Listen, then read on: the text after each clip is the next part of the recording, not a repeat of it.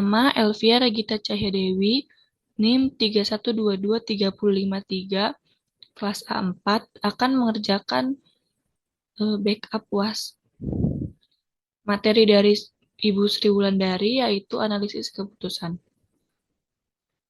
Outline materi analisis keputusan ada 3. Yang pertama, komponen-komponen pengambilan keputusan. Yang kedua, pengambilan keputusan tanpa probabilitas.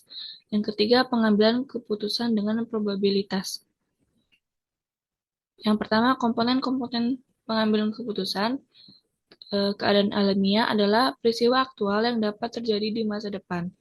Tabel hasil adalah cara untuk mengorganisasi suatu situasi keputusan, termasuk hasil dari keputusan yang berbeda, dengan adanya beragam keadaan alamiah. Di tabel ini ada 2 keputusan dan juga 2 keadaan alamiah. Selanjutnya yang kedua, pengambilan keputusan tanpa probabilitas. Seorang investor akan membeli salah satu dari jenis real estate. Investor harus memutuskan antara bangunan apartemen, kantor, dan gudang. Keadaan alamiah di masa depan yang akan menentukan berapa banyak laba yang akan didapatkan investor adalah keadaan ekonomi baik dan keadaan ekonomi buruk. Di tabel ini bisa dilihat ada 3 keputusan, pembelian, bangunan apartemen, bangunan kantor, gudang, terus juga ada 2 keadaan alamiah, keadaan ekonomi buruk, dan juga keadaan ekonomi baik. Selanjutnya, kriteria pengambilan keputusan. Ada 5. Yang pertama, kriteria maksimaks, kriteria maksimin, kriteria minimax regret, kriteria Harwich, kriteria keputusan setara. Yang pertama, kriteria maksimaks, menghasilkan hasil maksimum dari yang maksimum, bersifat sangat optimis. Jadi di sini ada 3 keputusan pembelian, bangunan apartemen, bangunan kantor, gudang. Terus keadaan alamiahnya kan ada ke ekonomi baik, ekonomi buruk. Nah, hasil maksimumnya ini 100.000. Keputusan adalah membeli bangunan kantor diambil dari laba yang maksimum pada keadaan yang terbaik.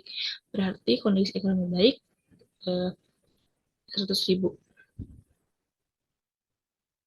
Selanjutnya kriteria maksimin. Menghasilkan hasil maksimum dari yang minimum.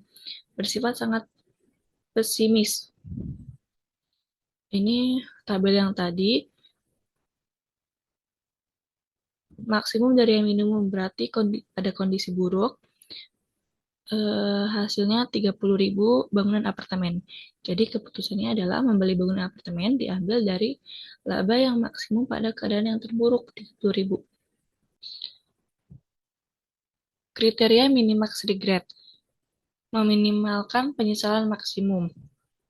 Jadi pada kriteria minimax regret ini terjadi pengurangan.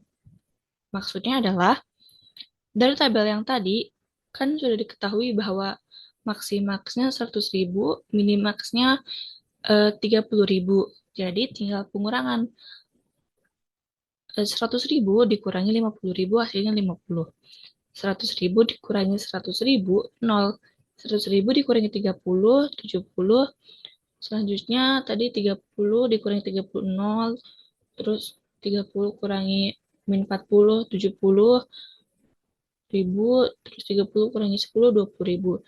Jadi keputusannya adalah membeli bangunan apartemen diambil dari pandangan investor yang mengalami penyesalan terkecil. Nah, ini kita ambil nilai minimax regretnya 50.000. Selanjutnya kriteria Harwich. Kompromi antara kriteria maksimaks dan maksimin diberi bobot koefisien optimisme. Ini tabel yang tadi. Rumusnya nilai sama dengan angka terbesar dikali alfa ditambah angka terkecil dikali 1 kuring alfa. Jadi ini kan diketahuinya kalau alfanya itu 0,4. Jadi tinggal dimasukin bangunan apartemen nilai terbesarnya nilai terbesarnya 50. Terus angka terkecilnya 30. Terus alfanya masukin 0,4. Terus ini 1 dikurangi 0,4, 0,6. Hasilnya 38.000, terus selanjutnya bangunan kantor 100.000, dikali 0,4 ditambah min 40, min kali plus ini min. Hasilnya 16.000, terus gudang hasilnya 18.000. Keputusan adalah membeli bangunan apartemen diambil dari nilai bobot maksimum, berarti 38.000.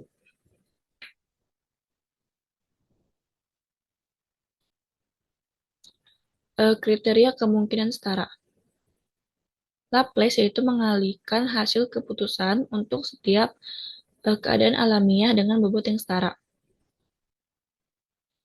Ini tabel yang tadi, caranya adalah eh, ini 3 keputusan kan. Tinggal 50.000 dikali 0,50 ditambah 30.000 dikali 0,50 hasilnya 40. Apa seterusnya. Nah, keputusannya adalah membeli bangunan apartemen diambil dari nilai bobot maksimum, berarti 40.000. Rangkuman hasil kriteria. Jadi, keputusan yang dominan adalah keputusan yang mempunyai hasil lebih baik dibanding keputusan lainnya di bawah setiap keadaan alamiah. Keputusannya dominan adalah membeli bangunan apartemen. Kebanyakan membeli bangunan apartemen. Cukup sekian dari saya. Terima kasih.